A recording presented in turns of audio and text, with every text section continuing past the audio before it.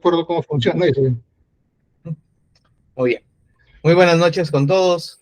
Bienvenidos. En nombre de la Academia Peruana de la Lengua, les damos la más cordial bienvenida a la Semana de la Literatura, Narrativa Peruana siglos XX y XXI. Esta Semana de la Literatura se lleva a cabo del 11 al 15 de diciembre de 2023. A continuación, daré algunas indicaciones previas antes de iniciar. Recuerden, en primer lugar, que durante la sesión se mantendrán sus micrófonos apagados para evitar algún percance con la señal. Además, les recordamos que el acceso a la reunión, a esta sesión, se realizará solamente hasta las 7:25 de la noche. Luego no se dará acceso a nadie más, así que tengan mucho cuidado, por favor, al momento de ingresar o de salir de la sala. Les recuerdo que enviaré un formulario, un enlace de un formulario de asistencia a través del chat. Lo enviaré por allí y solamente por ese formulario deben registrar su asistencia. No deben colocarlo ni en el chat ni por ningún otro medio. Por último, al final tendremos un tiempo de preguntas con el profesor, así que pueden ustedes dejar su pregunta en el chat. En el tiempo final activaremos la opción para que puedan registrar sus datos o para que puedan registrar su pregunta a través del chat. Bien, dicho eso, vamos a presentar ahora al magíster Edgar Álvarez Chacón, quien disertará sobre La ciudad muerta de Abraham Valdelomar y la crisis de la palabra. Edgar Álvarez Chacón es docente en el Departamento Académico de Literatura de la Universidad Nacional Mayor de San Marcos, donde desarrolla la cátedra de Teoría e Interpretación de Textos. Es magíster en literatura por la Universidad Nacional Mayor de San Marcos. Es investigador del Instituto de Investigaciones Humanísticas de la Facultad de Letras y Ciencias Humanas de la Universidad de San Marcos. E integra el grupo de investigación Arte y Escritura. Ha publicado artículos sobre literatura peruana contemporánea. En esta noche, el magíster Edgar Álvarez va a presentar la exposición titulada La ciudad muerta de Abraham Valdelomar y la crisis de la palabra. Le cedemos la palabra. Adelante. Muchas gracias. Buenas noches a todos. Yo quisiera, en principio, agradecer a la Academia Peruana de la Lengua por esta oportunidad de esta charla, y también a ustedes por la deferencia que han tenido o que tienen para escucharla. Voy a referirme esta noche a un tema que me parece es representativo de la narrativa peruana del siglo XX. La narrativa de Abraham Valdelomar en particular es un aspecto que, a mi juicio, si bien es cierto, ha tenido aspectos de reconocimiento durante el siglo pasado, otro aspecto también importante ha sido puesto en segunda fila, ¿no? Y de alguna manera recién a principios del siglo XX, o fines del siglo XIX, del siglo pasado, perdón, del siglo XX y principios del siglo XXI, recién ha comenzado a ser rescatada, ¿no? Entonces, yo parto de la idea de que la obra de Abraham Valdelomar, la que voy a referir, es una obra emblemática de lo que ha pasado, no solamente con Valdelomar como prosista, sino también con la de muchos autores que durante el periodo al que voy a aludir han escrito una serie de textos que durante el siglo XX no han sido reconocidos o han estado de alguna manera limitados a algunas menciones muy breves en los manuales de historia literaria, o que no han tenido ningún estudio relevante durante el pasado siglo. Entonces, ese es en el sentido más lato, digamos, la intención de esta charla, ¿no? Entonces, no es solamente la novela de La ciudad muerta, sino que esa novela representa, digamos, un conjunto mayor de novelas que, igual que la novela de Valdelomar, han estado o han sido vistas por la crítica hegemónica del siglo XX como textos de segunda fila. Entonces, la hipótesis que yo tengo sobre la novela de Valdelomar es que esta, junto con los otros textos novelísticos, o el otro texto novelístico que tiene, que es Las Cielo Tísicos, también la Hierba Santa. Son novelas importantes, no solamente para digamos, la literatura peruana, sino son novelas muy importantes dentro del contexto de la literatura hispanoamericana en general. Ni siquiera yo podría decir que es solamente de la época del modernismo, sino que me parece que son novelas muy importantes y que, como les dije, recién a partir de fines del siglo pasado y principios de este siglo, han comenzado a ser estudiadas de manera sistemática. Entonces, voy a hablar primero sobre Valdelomar, brevemente, muy brevemente, y algunos aspectos generales para centrarme en el análisis textual de esta novela. Abraham Valdelomar, como ustedes saben, es un autor provinciano, nace en una provincia del sur del Perú, en la provincia de Ica. Nace en 1888 y muere en 1919. Entonces, su obra, por lo tanto, o su vida biológica, es una vida muy breve. Dentro de esa vida biológica, su vida intelectual, su obra, de alguna manera, está constituida a partir de 1904 hasta 1919, en que muere. O sea, son más o menos 15 años en los que realiza una obra. Cuando yo hablo de obra, me estoy refiriendo a todos los textos que él ha escrito o producido. Recuerden que Valdelomar no solamente es un novelista, es un poeta, es un dramaturgo, sino también es un artista gráfico. Entonces, cuando me refiero a la obra de Valdelomar, me estoy refiriendo a todos los textos que ha producido, ya sea los textos, escritos, como los textos de artes plásticas que ha producido a lo largo de esos 15 años a los que estoy aludiendo, ¿no?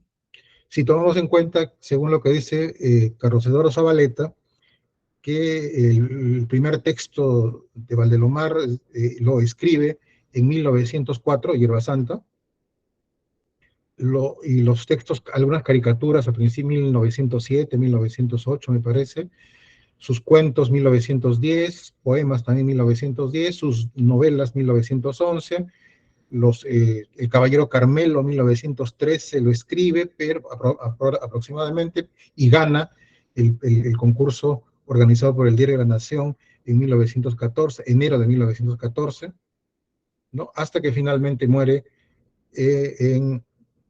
a fines del año 1919.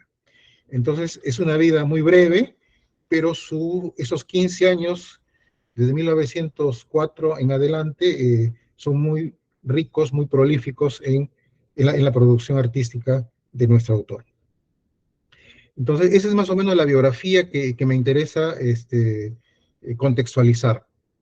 Dentro de esa biografía, Valdelomar escribe La ciudad muerta, Los cielos tísicos, y el proyecto que quiso hacer, una tercera novela, pero que no lo pudo hacer, ¿no?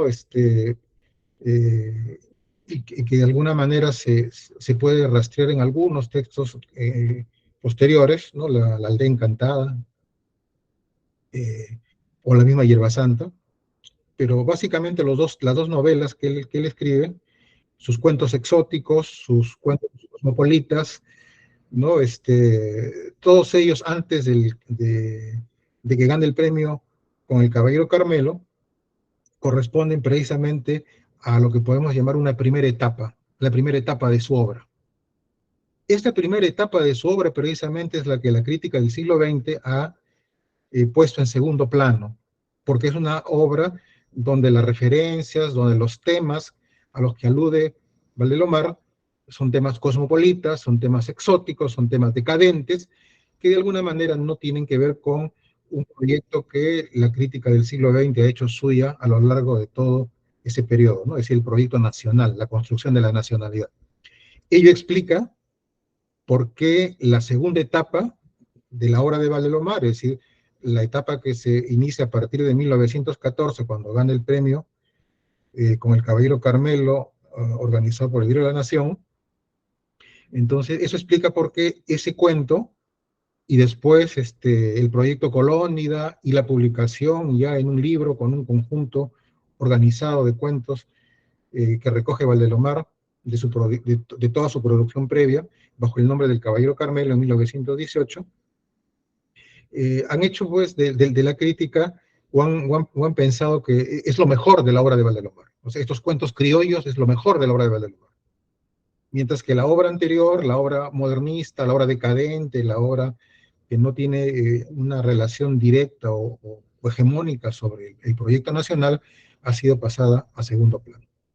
La hipótesis que tengo es que la obra de Valdelomar no puede leerse, ¿no?, bajo esa premisa, ¿no?, de que la obra de la segunda etapa, la que alude a la provincia, la que alude a la región, la que alude a lo criollo, es mejor que la eh, etapa anterior.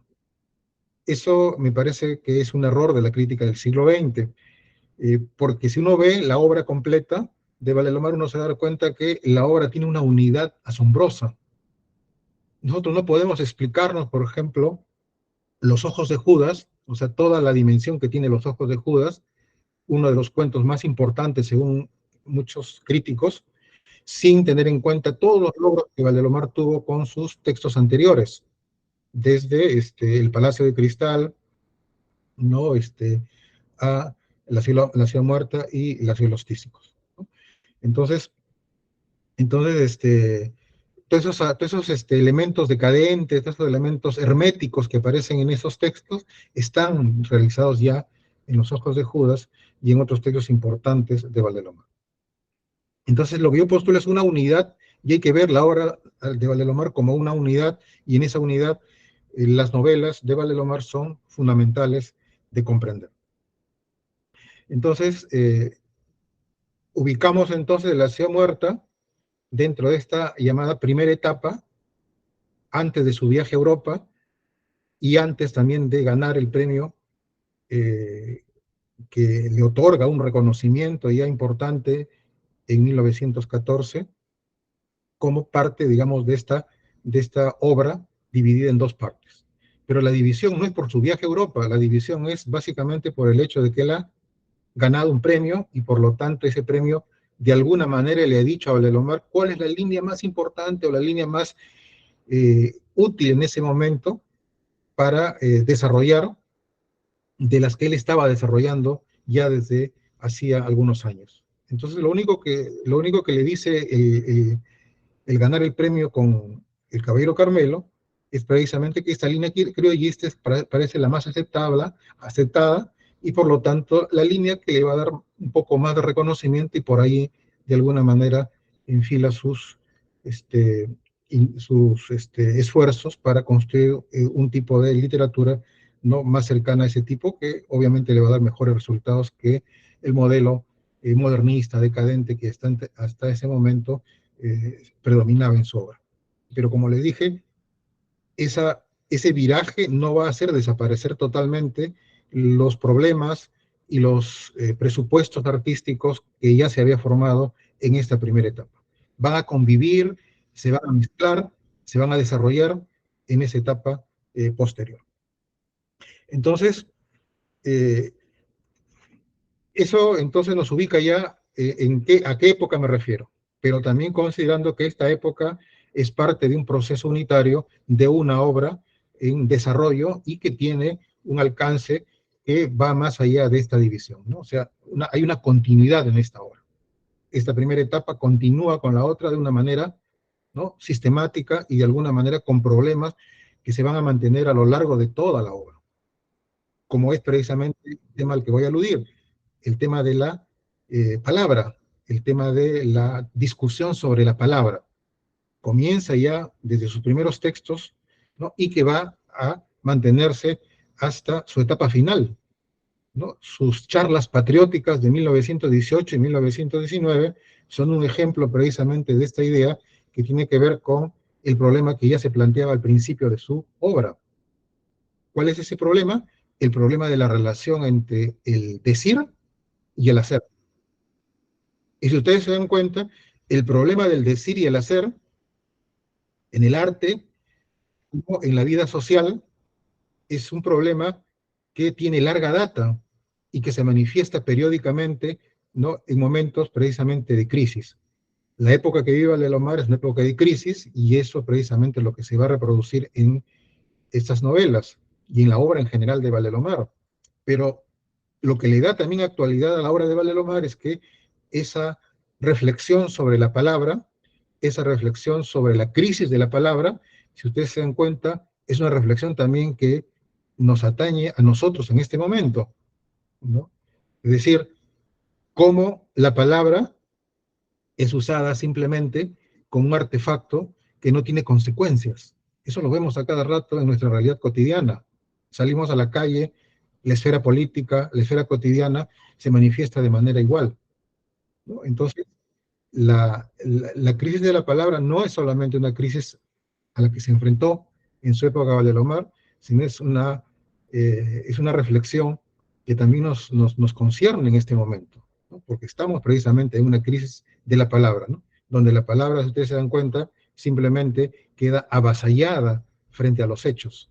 Los hechos importan más, ¿no? O las palabras simplemente no tienen el valor que tenían, ¿no?, en relación con la verdad, en relación con, ¿no?, la decencia, ¿no?, en relación con los grandes valores, sino la palabra se ha degradado.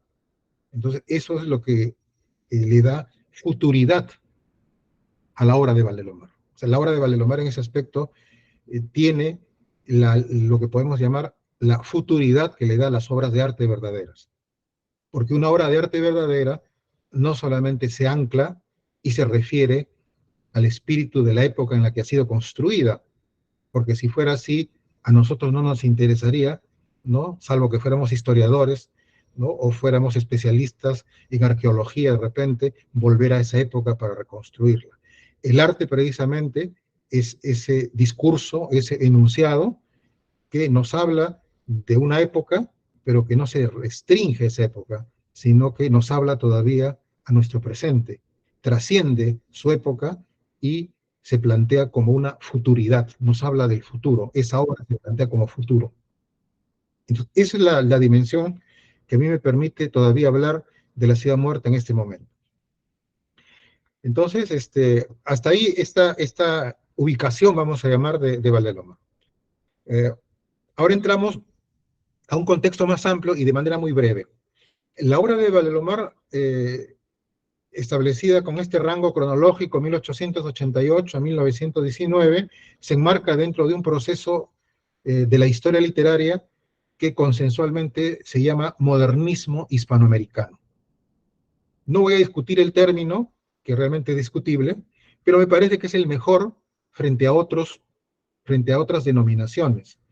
¿Por qué me parece mejor frente a otras denominaciones? Porque modernismo hispanoamericano por lo menos refleja el afán de describir un proceso en términos artísticos, mientras que otras denominaciones, ¿no?, hablan del proceso literario como si fuera un proceso histórico.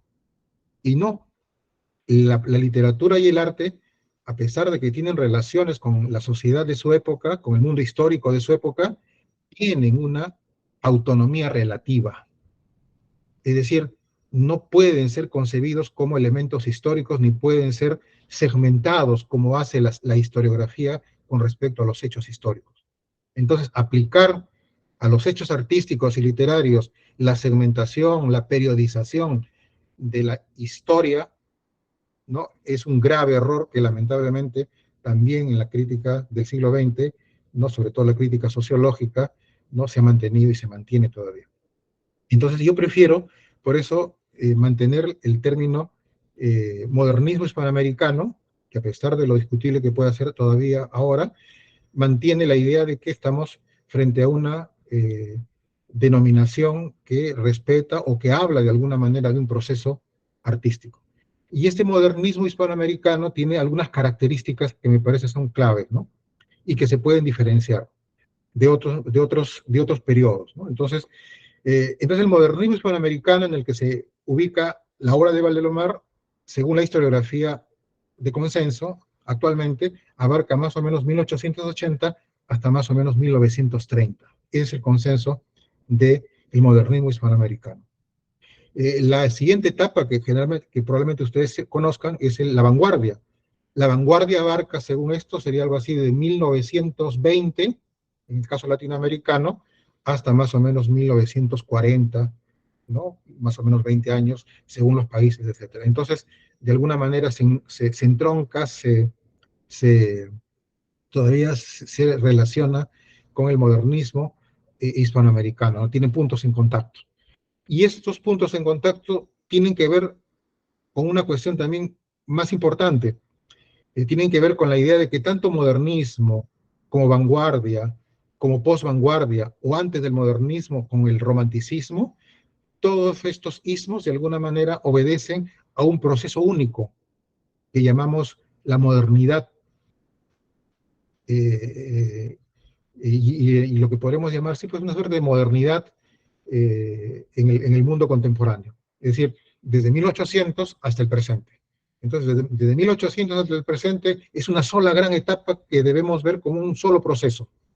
Y como un solo proceso, entonces las variantes regionales en América Latina, por ejemplo, las podemos ver bajo ese criterio, ¿no? Romanticismo, modernismo, la vanguardia, la posvanguardia, la época contemporánea, ¿no? Entonces, que son terminologías que, digamos, a estas alturas no se pueden, digamos, cambiar totalmente porque se han asentado durante los años, durante muchos años, pero que esperan de alguna manera algún tipo de crítica en los años posteriores.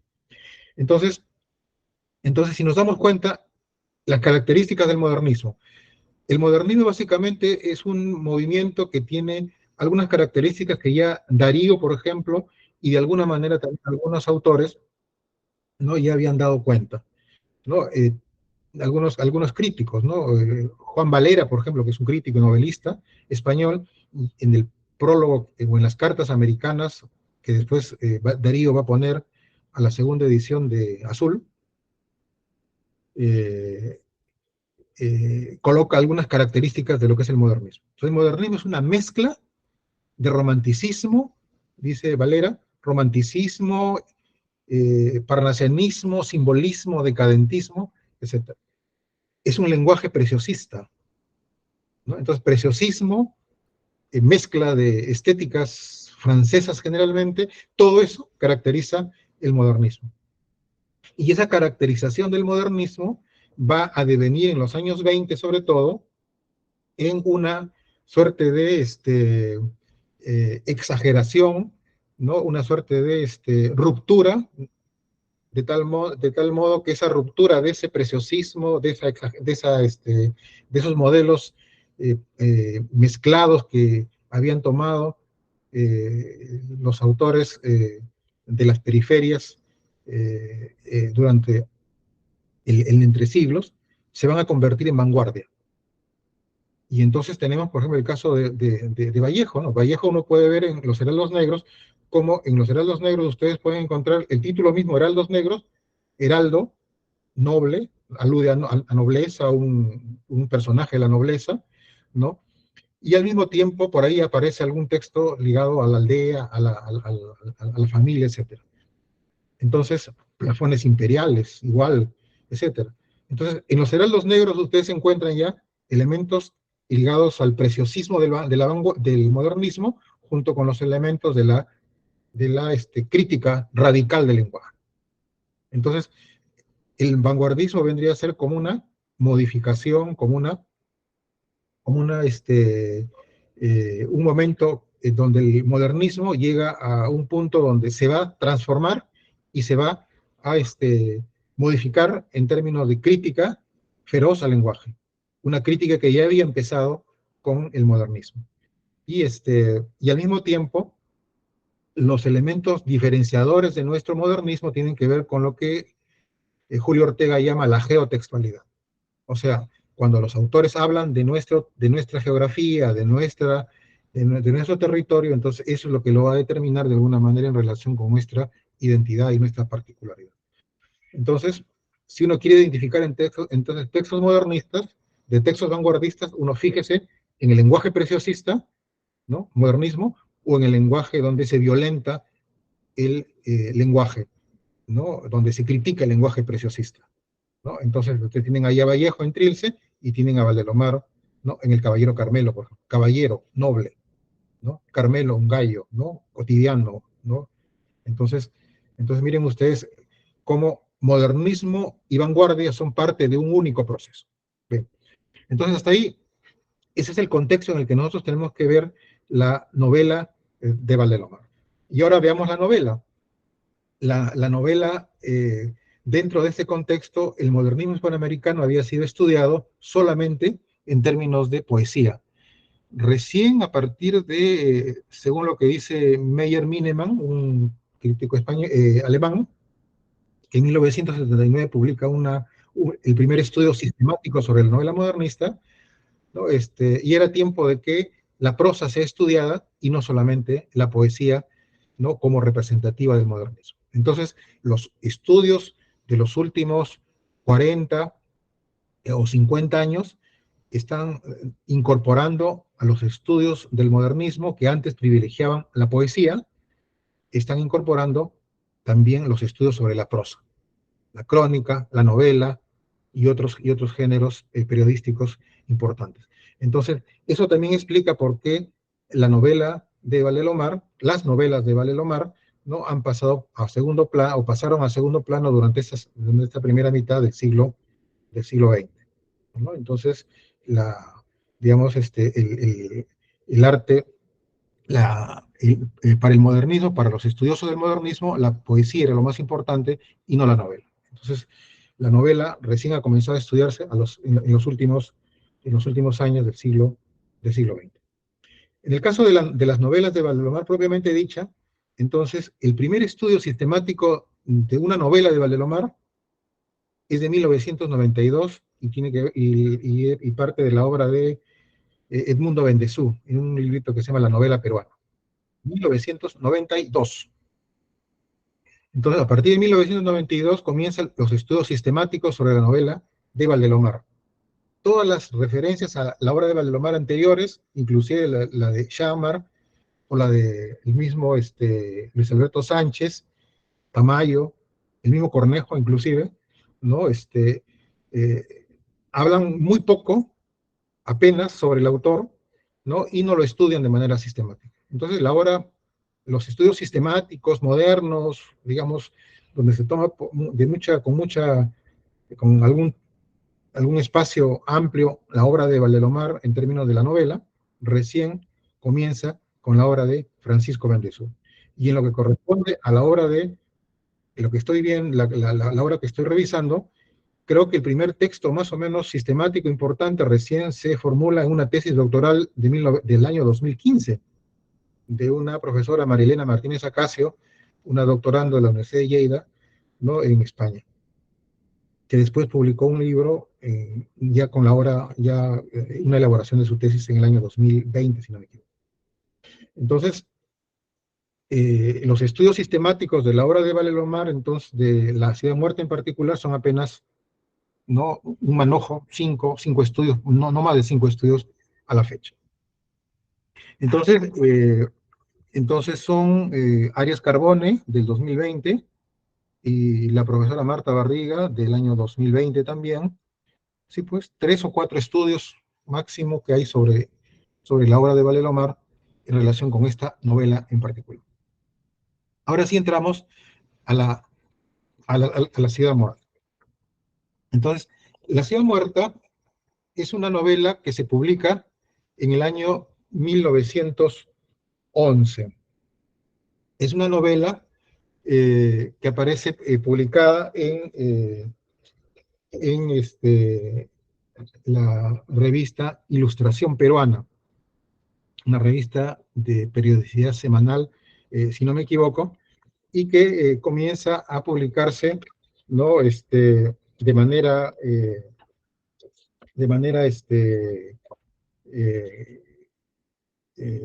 periódica, ¿no? En, en una serie de sucesión de publicaciones, por acá creo que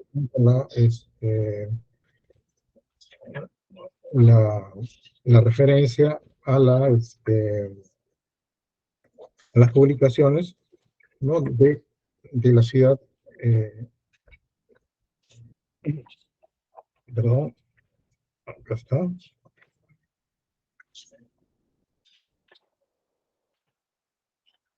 Perdón.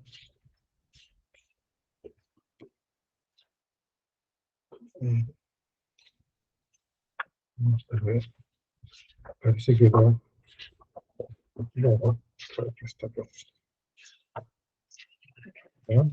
Bueno, ahí vamos a buscar acá. Entonces, sale una serie una serie en 1911, acompañada de una serie de ilustraciones que generalmente en las ediciones al uso no aparecen, salvo en la edición de Silva Santisteban de 2001. Esta edición de La Ciudad Muerta en general ha tenido no mucha suerte en lo que corresponde a las ediciones, porque lo primero que habría que hacer acá es identificar cuál es la edición que vamos a trabajar y que nos parece la más conveniente.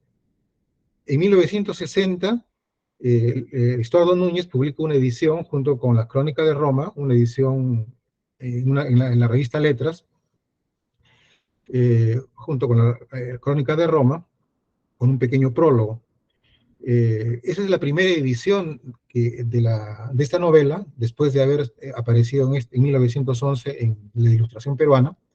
Es la primera edición que sale en un folleto y completo, ¿no?, como para una lectura completa. Vamos a llamarlo en términos de libro, ¿no?, porque después lo editan con una pequeña separata.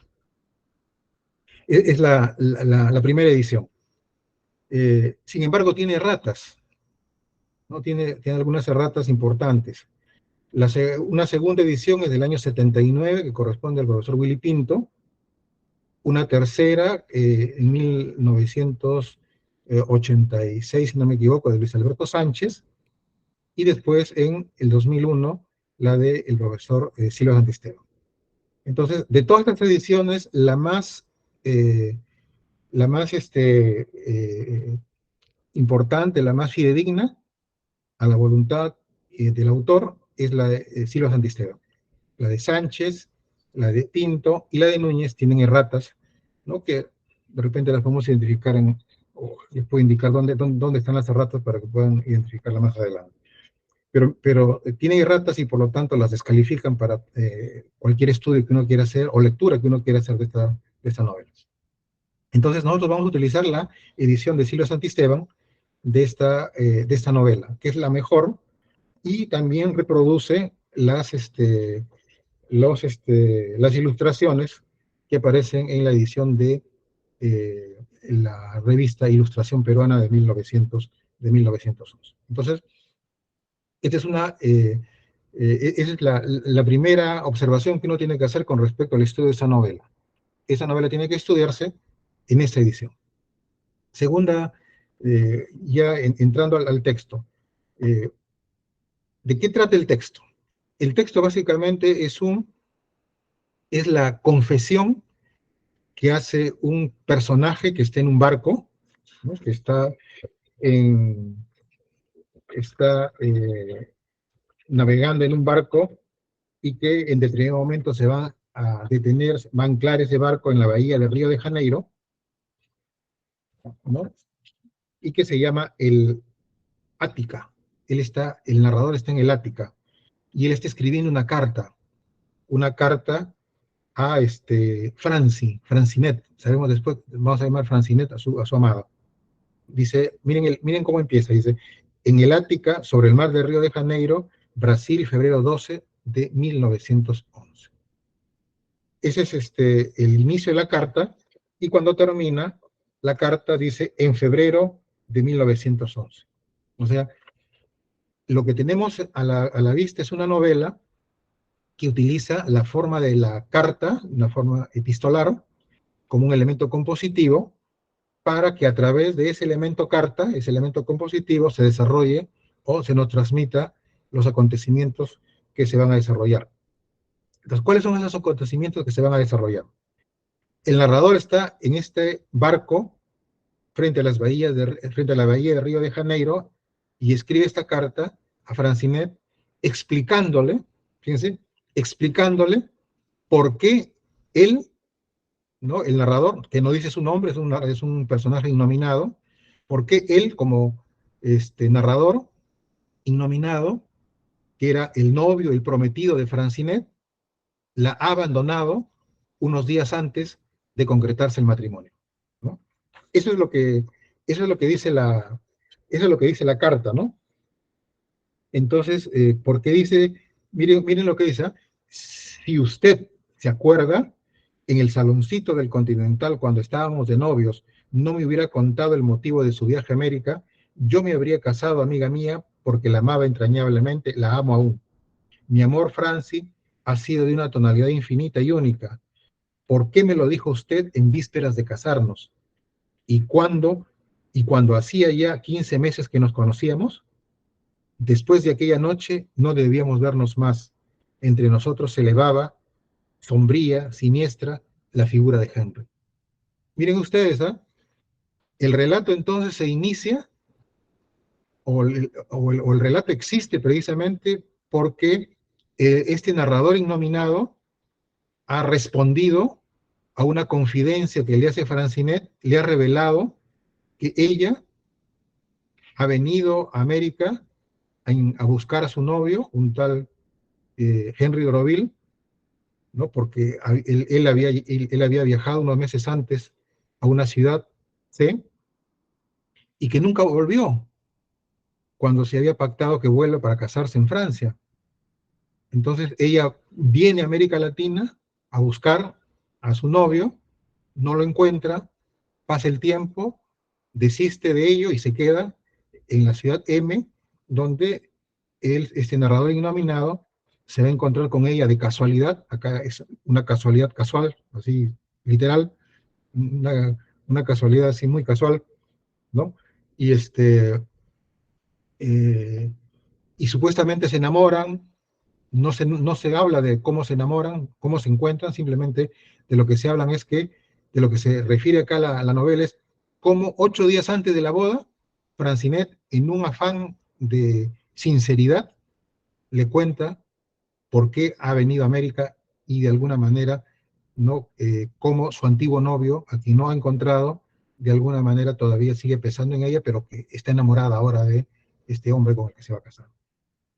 Obviamente el narrador innominado se da cuenta de que ese hombre al que alude Francinet es su amigo, el amigo que él en la ciudad C había dejado morir y que se siente y que se siente culpable desde entonces de haberlo dejado morir. Y entonces por eso él dice acá, ¿no? Desde aquella noche no debíamos vernos más, entre nosotros se elevaba la sombría, siniestra figura de Henry. Eso es lo que está pasando acá. Lo que está pasando acá es que el narrador, frente al discurso de la palabra de Francinet, tratando de unir a la pareja con esa confidencia, en realidad lo que logra es que la pareja se disuelva, porque el narrador innominado se da cuenta de que ha cometido una falta terrible con el novio, con el antiguo novio de Francinet, y entonces la abandona. Y frente a ese abandono, entonces el narrador innominado lo único que le queda es explicar mediante la escritura, la carta que tenemos a la vista, la novela que tenemos a la vista, por qué se ha producido esa reacción. Y explicarle, ¿no? Explicarle por qué ha huido, por la culpa, y al mismo tiempo explicarle que él en su momento trató de salvar a su novio, pero que no lo pudo hacer, por su incapacidad para persuadirlo de descender a los subterráneos donde él quería acceder. Entonces, si ustedes se dan cuenta, es un triángulo amoroso, un triángulo que ya había destacado en el artículo respectivo la profesora Marta Barriga, ¿no? Y que de alguna manera es importante de resaltar, ¿no? Es un triángulo amoroso y dentro de ese triángulo amoroso, ¿no? Uno de los personajes desaparece y el sucedáneo, ¿no? Es decir, el narrador innominado, cuando descubre que él ha sido el causante de la separación de la pareja inicial, se siente culpable. Entonces, La carta, si ustedes se dan cuenta que es la novela, es una confesión para explicarle a Francinet por qué la ha abandonado, uno, y segundo, que él, el narrador innominado, trató de salvar a Henry d'Orville de esa muerte que él ya presumía que le acechaba cuando bajó a los subterráneos. Entonces, la carta, entonces ahí nos encontramos con un esquema interesante. El esquema es este, ¿no? El esquema es de una narración que podemos llamar intercalada. Es decir, tenemos 9 capítulos, muy breves. De esos 9 capítulos, el primero es el que yo he referido ahorita, y ese primero se va a cerrar en el capítulo 9, o sea, el presente se va a cerrar en el capítulo 9, cuando el narrador innominado concluye con su carta. Y cuando lo concluye con su carta, obviamente él va a esperar pues una respuesta, pero esa respuesta obviamente la novela no la va a registrar. Entonces, si ustedes se dan cuenta, de estos 9 capítulos, de estos breves 9 capítulos, el capítulo 1 y el capítulo 9 son los capítulos que enmarcan la historia, o sea, son el presente donde se escribe la historia. Y los capítulos intercalados, o sea, los capítulos que van del 2 al 8, son los capítulos donde se desarrolla precisamente la historia que el narrador innominado le cuenta a Francinet para explicar por qué no pudo salvar a su novio, ¿no? Entonces, miren, yo quiero que ustedes vean el esquema acá. No sé si se ve el texto, ¿se ve? En el texto, ahí ustedes pueden ver, ¿no?, el inicio que yo he relatado, donde se plantea casi toda la historia, ¿no? Es decir, la confesión en el barco, Ática, el relato de Francinet, donde le revela al narrador la relación con Henry y que produce precisamente el abandono, ¿no? Y por lo tanto la carta. Y después, cómo el narrador corta su relato en presente, disculpándose con Francinet para explicar cómo conoció a Henry. Y acá está precisamente, ¿no?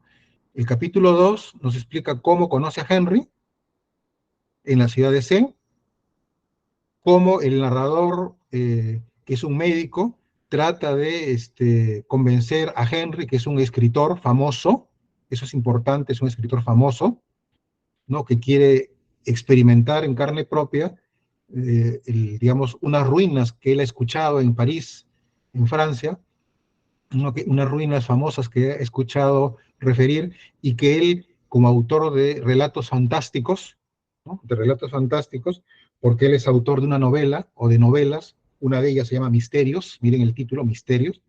Entonces tenemos el narrador innominado, que es un médico, y Henry d'Orville, que es un escritor, y es un escritor famoso, ¿no?, que ha escrito novelas importantes que el narrador, personaje, conoce también.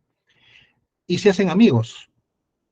Entonces, el narrador innominado lo guía por la ciudad y se plantea un desafío. Entonces, en los capítulos 3, 4 y 5, antes de ir a las ruinas, el narrador personaje le dice: yo te voy a convencer para que no vayas. Y el otro, Henry d'Orville, el artista francés, le dice: a ver, convénceme para no ir. Pero te recuerdo que yo he venido acá precisamente para ir a esas ruinas, y en particular a esas ruinas subterráneas. A ver, convénceme. Entonces el narrador le comienza a contar 3 relatos. Un relato que evoca la ciudad colonial, que es un relato en el que muchos críticos se han centrado para hablar de que la novela de Vallelomar nos habla precisamente de esta suerte de recomposición de la herencia colonial, de la representación, ¿no?, de la tradición palmista, inclusive en una reformulación moderna, etcétera. Martínez Acacio, por ejemplo, se detiene en eso. De alguna manera también el otro autor, Arias Carbone, también, la otra autora, Arias Carbone, también habla sobre eso, ¿no? Es decir, sobre que la ciudad muerta nos habla de las ruinas y del mundo en ruinas y de lo de la vida cristiana sobre todo, ¿no? Del mundo cristiano, que significa la ciudad en ruinas, etc. Entonces, aquí habla de un relato oral de la ciudad colonial, después habla de un caso concreto que el narrador ha vivido, de un pintor roso que también desapareció, y finalmente un relato donde como médico le explica a Henry de Roville los peligros clínicos, los peligros biológicos bajo el modelo de la frenología y de la ciencia de esa época, ¿no? Que significa el ingresar a un subterráneo, que es precisamente el objeto de deseo de Henry de Roville. Entonces, pero estos relatos fracasan. Henry de Roville sigue con su objeto de deseo de descender a los subterráneos. Entonces, en el capítulo 6, el narrador innominado, el médico, no tiene más alternativa que entrar con el personaje a las ruinas. Entonces acá tenemos ya la entrada del narrador a las ruinas. Y en esta entrada, el narrador no va a contar precisamente cómo Henry de Roville, ¿no? Se sumerge y se pierde en esas ruinas y ya no vuelve a aparecer, igual que el pintor roso, ¿no? Entonces, en el capítulo 7, desesperado el narrador personaje, ¿no? Insiste en establecer contacto mediante un cable con el que de alguna manera habían tratado de evitar que se pierda cuando descienda a los subterráneos Henry de Roville, ¿no? Este intento de recuperar a su compañero fracasa, y entonces el narrador huye de las ruinas, ¿no? Huye de las ruinas y después escapa al tercer día a la ciudad M. De la ciudad C escapa a la ciudad M, donde se va a encontrar con Francinet y donde conoce a Francinet. Entonces, si ustedes se dan cuenta, cuando hablamos de la novela, uno de los temas importantes que tiene la novela es precisamente cómo el relato oral que acá el narrador le hace a Henry de Roville falla. O sea, la elocuencia del narrador falla para hacer cambiar, ¿no? de una acción a la que está decidido Henry de Roville. Y el relato oral también que Francinet le revela al narrador cuando empieza la novela en el capítulo 1, donde desencadena toda la huida y por lo tanto la culpabilidad del narrador para castigarse con el abandono de su matrimonio. Si ustedes se dan cuenta, acá lo que vemos es cómo el discurso oral, la elocuencia del hombre frente a el sujeto al que trata de persuadir, fracasa. Y ese fracaso es precisamente lo que me parece lo más interesante de este texto, porque la carta misma como un enunciado escrito es precisamente la respuesta a este fracaso. Es decir, la oralidad, el relato de Francinet al narrador fracasa. ¿Por qué? Porque Francinet lo dice en un momento inoportuno. Su discurso de sinceridad es un discurso que por lo menos no debió darse en ese momento, como dice el narrador, porque el narrador dice, si me lo hubiera dicho después de casados, ya pues ahí quedaba, ¿no? Pero como le dijo antes, la culpabilidad se impone. Entonces, el relato oral entonces en Francinet falla en la medida que no es un relato oportuno, no es un relato pertinente. En lugar de cohesión, como ella pretendía, el relato lo que hace es disgrega, rompe la relación. Y en el caso del relato del narrador hacia Henry, el relato del narrador fracasa. ¿Por qué? Fracasa porque el narrador innominado confía en que solo su relato lo va a detener. Solo el relato, la oralidad va a detener la acción de Henry de Roville. Entonces ahí también nos encontramos con la idea de que el relato va a fallar en la medida en que el relato se compone o se debería componer no solamente de palabras, sino también de hechos. Cuando el discurso falla, el hecho es necesario que se imponga para evitar la desgracia. Entonces acá el hablante, el narrador, asume que las palabras funcionan solas y que no necesitan de ninguna acción. Y en el caso concreto de su amigo, necesitaban de la acción. Y él solamente habla, es un hombre que solamente habla y que no realiza ninguna acción. Entonces acá nos encontramos también con el tema del hombre inútil.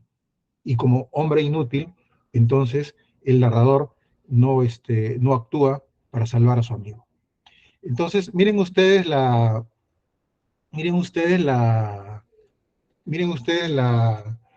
incapacidad que tiene el narrador para poder actuar con respecto a su amigo y poder salvarlo. Es lo que Beltrán Almería llamaría un hombre inútil, lo que Bakhtin también llamaría un hombre que solamente dice, pero no hace, ¿no? Entonces le falta la acción, porque la palabra también demanda en algunos casos la acción. Y en el caso de Francinet, la idea es más bien de la palabra impertinente, la palabra que no es la adecuada en su momento.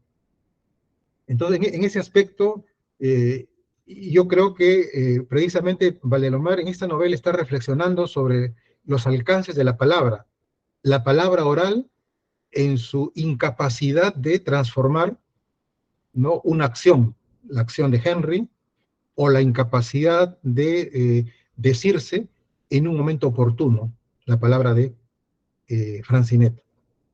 En todo caso, esto tiene que ver con la elocuencia. O sea, la elocuencia es la capacidad de los sujetos para decir su palabra cara a cara y, de alguna manera, transformar su conducta. Esta idea, por ejemplo, de Valdemar de transformar la conducta, es una idea que Valdemar después va a vivir en la campaña con Billinghurst y que le va a contar en una carta a Bustamante y Vallivian. Y él cuenta efectivamente cómo él, con su palabra, se siente muy emocionado de haber logrado controlar a una muchedumbre que pretendía linchar a un correligionario del grupo opositor, a quienes los seguidores de Billinghurst pretendían lastimar. Entonces él se siente ahí muy satisfecho de lo que es la palabra, ¿no?, la elocuencia en un momento político. Entonces, pero eso es ya en 1912. Ahora, esa elocuencia verbal también va a estar presente, si ustedes se dan cuenta, en sus viajes patrióticos. Él va a hablar en conferencias públicas, ante públicos heterogéneos, de arte, de literatura, pero también de política. Y él va a confiar precisamente en el poder transformador de la elocuencia. Entonces, como ustedes pueden ver, en 1911, en esta novela, Valdemar está de alguna manera cuestionando el valor de la oralidad, de la elocuencia, a través de estos elementos que he hecho notar en la novela. Pero la carta, la novela que es escrita, la confesión que es escrita, porque es una carta, ¿no? Recuerden que la carta es un género escrito, ¿no? La carta es también la apuesta por la escritura. Entonces nosotros tenemos que, en una novela, tenemos esa relación entre oralidad y escritura. La oralidad de los personajes que tratan de convencer y que fracasan, y la escritura que en su momento trata de convencer a Francinet de perdonarlo, de perdonar al narrador, y de alguna manera la respuesta queda en el aire. Entonces, precisamente por eso también la confesión como género es un género en crisis. Eso ya lo ha dicho María Zambrano, esta filósofa española, ¿no? La confesión es un género que se escribe en un momento de crisis, un momento donde uno no sabe qué hacer y donde de alguna manera la identidad del sujeto está en una fuerte encrucijada. Y eso es precisamente lo que vemos en Valdemar en ese momento.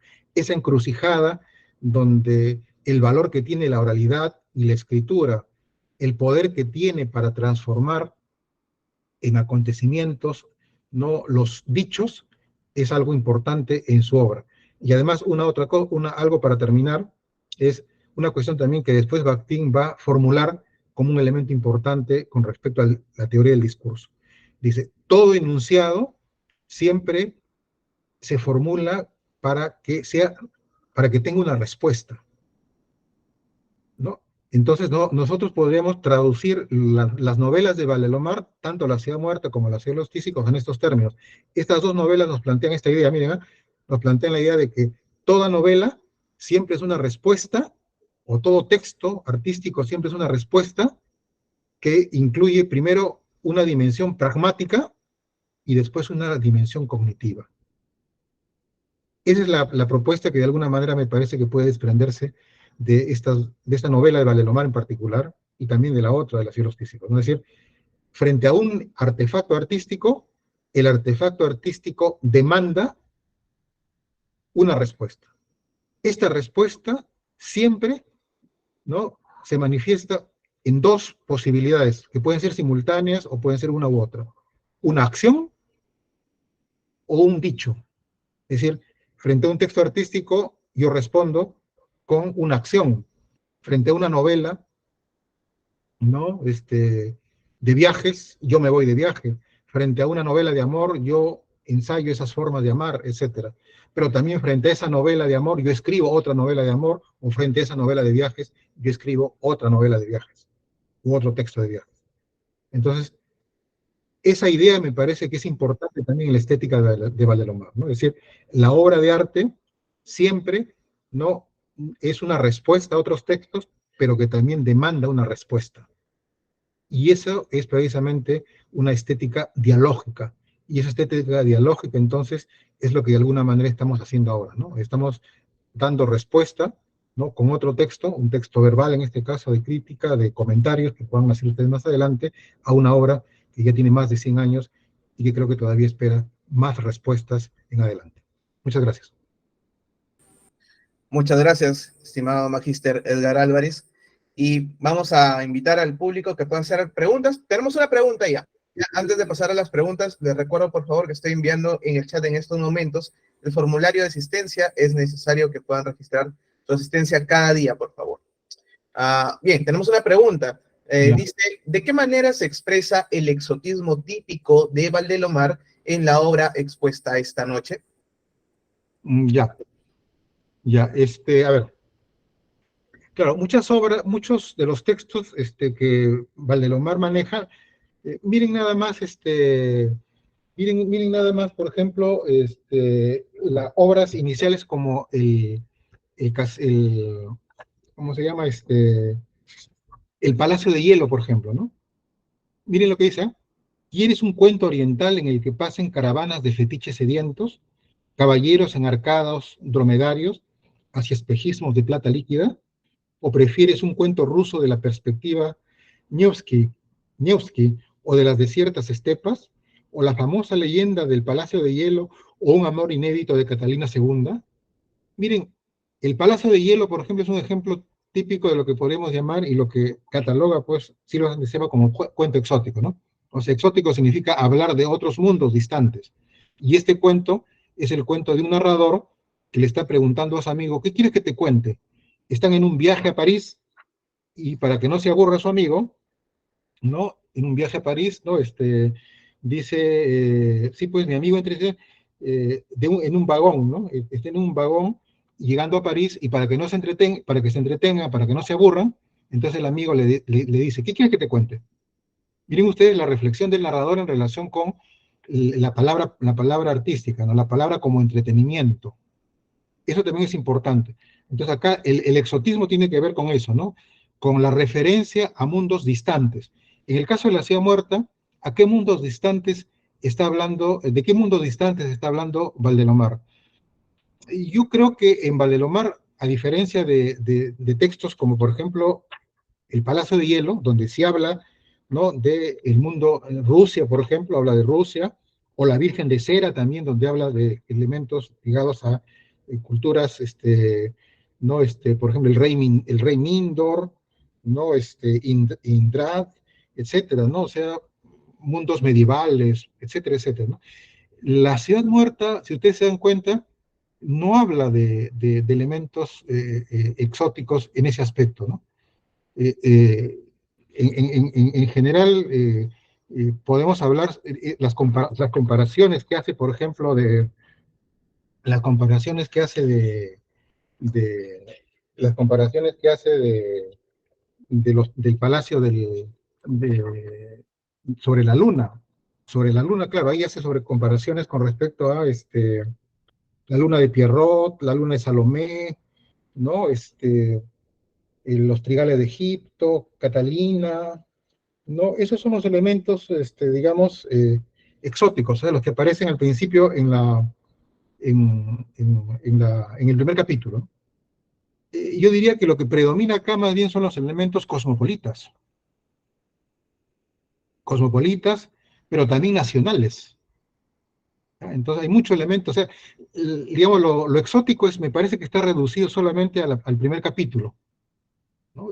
Los demás elementos que aparecen ahí son elementos más bien ligados a lo cosmopolita, París, Ostende, ¿no? Etcétera, ¿no? Y elementos también latinoamericanos, Brasil, Río de Janeiro, ¿no? Y en el caso de las ruinas, obviamente, aunque no dice el nombre, obviamente estamos hablando del Virreinato del Perú, estamos hablando de ¿no? Las ruinas coloniales del Perú. Entonces, estamos hablando de Europa, estamos hablando de América Latina, Río de Janeiro, Perú, ¿no? ¿No? Y algunas referencias, como le dije en el primer capítulo, a Venecia, ¿no? Después a la Biblia, ¿no? Inglaterra, Catalina II, Marco Antonio, cuando habla acá de Marco Antonio, ¿no? El barco Nacará de Marco Antonio, etcétera, ¿no? Y después referencias más bien nacionales, ¿no?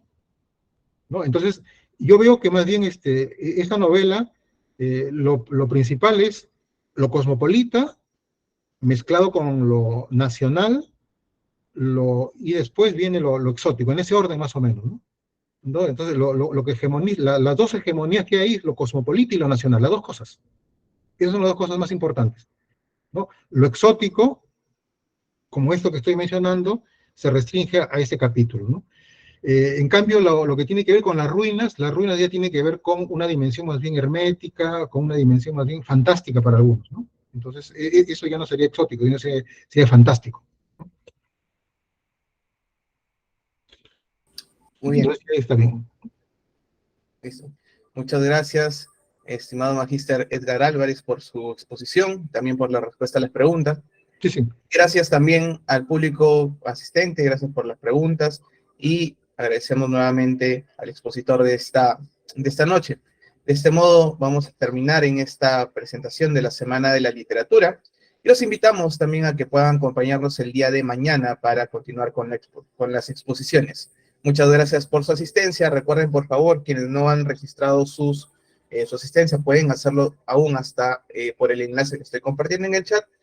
Y nos vemos el día de mañana. Que tengan muy buenas noches. Muchas gracias. Ya, muchas gracias. Buenas noches.